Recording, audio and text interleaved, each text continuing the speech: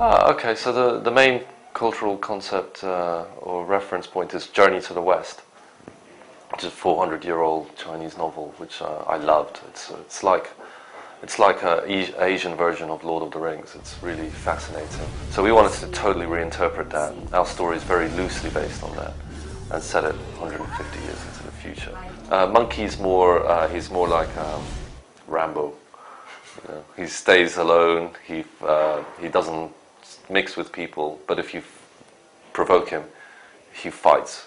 And he's stolen or found technology. So he's got these gloves, robot bashing gloves, like metal heavy gloves, that also provide a shield for him. So if you get shot at by gunfire, the shield will protect him for a short amount of time.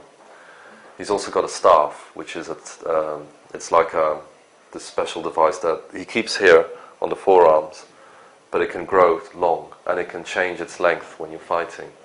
And then when you pick up certain ammo types, you can use it as a ranged weapon to shoot people with or stun them with. And Trip is totally the opposite. She can't fight. She believes in community. She believes in education. Her father set up a community where they welcome survivors and they all work together to grow food and make water and everything. She's educated. But what she can do is she can hack. She can use old technology, reprogram it. That's how she sticks a headband on Monkey and reprograms it so that he has to protect her. And as throughout the game, they become a team.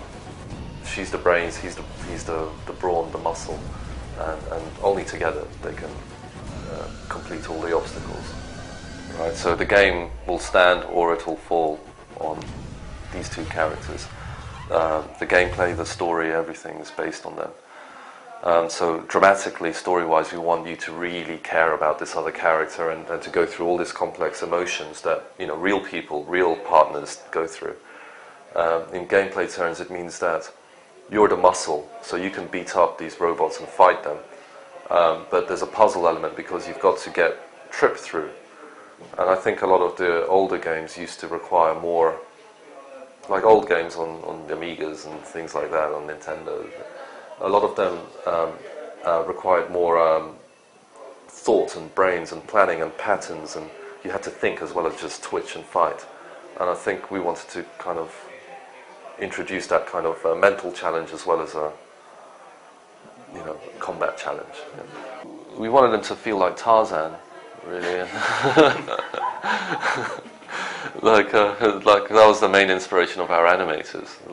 Make him tough and messy and stuff, and the combat as well. We wanted, I guess, like Conan, really heavy blows that he feels like the camera makes him look like he's unstable because it twists and pushes and things.